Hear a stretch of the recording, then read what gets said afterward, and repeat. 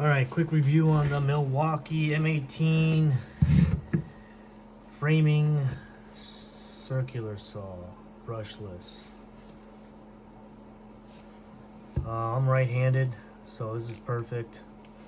I like the left side blade because normally it's on the right, and you gotta look over your shoulder or look over to your right arm to see where you're cutting. This is on the left side, so it's just a lot easier. If you're right-handed, I recommend the left side blade all day.